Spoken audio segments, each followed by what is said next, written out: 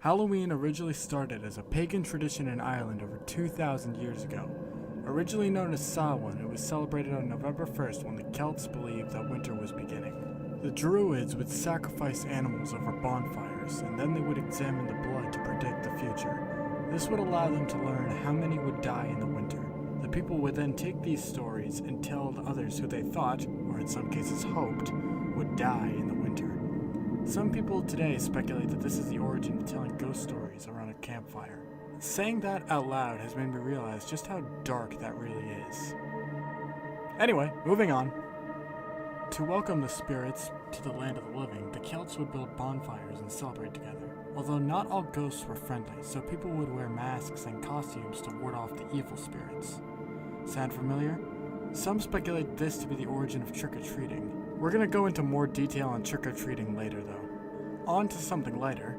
During Samhain, the dead would return to the land of the living and reunite with living relatives or friends. This is similar to Mexico's Day of the Dead or Dia de los Muertos, in both the timing of the holiday and the holiday's meaning of the dead coming back to the land of the living.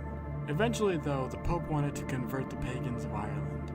The papacy knew the Celts would not convert overnight, and it had to be a gradual process. They decided to achieve this by creating a Catholic holiday to coincide with the Celtic holidays. The holiday the church created was called All Saints' Day, or All Hallows' Day. Hallows is another word for saint. The night before All Hallows' Day came to be known as All Hallows' Eve, which was eventually shortened to just Halloween. Pumpkin carving is probably the most recognizable Halloween symbol of the modern day. In the old days of Samhain, people would carve turnips to ward off evil spirits. When Irish immigrants came to the US, pumpkins were much more common than turnips, so they used those instead, creating the modern jack-o'-lanterns as we know them. Bobbing for apples is another practice that involves the gods of love in Celtic folklore. Unmarried people would try to bite apples floating or hanging off a tree, and the first person to bite would be the next person to get married. The origins for trick-or-treating are not as clear as some of the other traditions. Some believe that trick-or-treating comes from the pagan tradition of marching around the village wearing costumes to ward off evil spirits. There is an argument, however, that says trick-or-treating comes from the Christian tradition and not pagans. Christians had a tradition called souling, where one would go around knocking on people's doors, asking for food, and in return, the beggar would pray for them. It is entirely possible that the tradition of souling merged with the tradition of wearing masks to create what we now know as trick-or-treating. Maybe back in the old days, to protect themselves from demons or the devil, the Irish would make masks and wear them while they were out souling.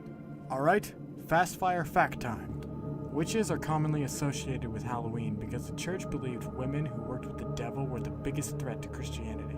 Sadly, this contributed to the massive witch hunts that went on throughout Europe.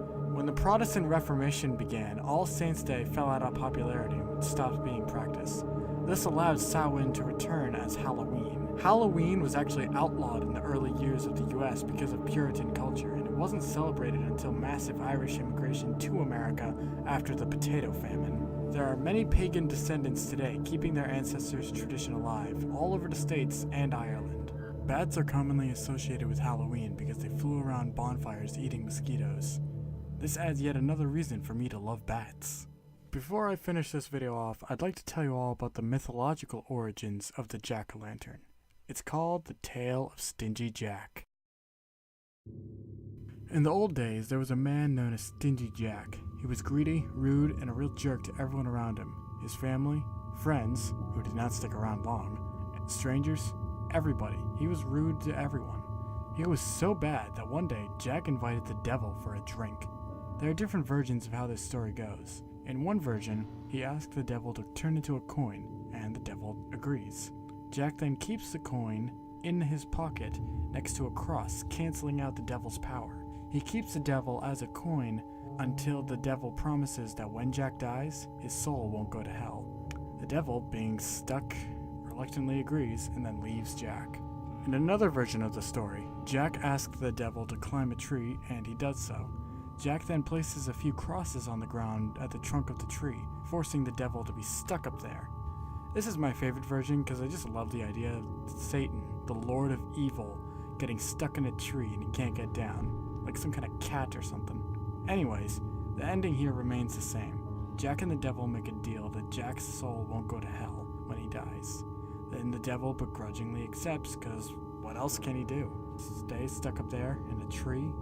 Eventually, the faithful day comes when Stingy Jack dies. He goes up to those pearly white gates and meets St. Peter. St. Peter won't call his name though, and eventually Jack asks why he can't get into heaven. St. Peter tells him because he was such an awful person he isn't allowed in heaven. Heaven is for the righteous, holy, and good people. Stingy Jack is none of those things. Jack eventually travels down to hell where he meets the devil again. The devil was still upset about the trick Jack played on him and said that he was going to uphold his end of the deal. The devil would not claim Jack's soul. The devil did give Jack a lump of burning coal so that he could use it as a light to guide him throughout the world. With nowhere else to go, Jack found himself a turnip and put the coal inside as he wandered the world alone without a resting place. The Irish would eventually come to call him Jack of the Lantern, eventually shortening to Jack-o'-lantern.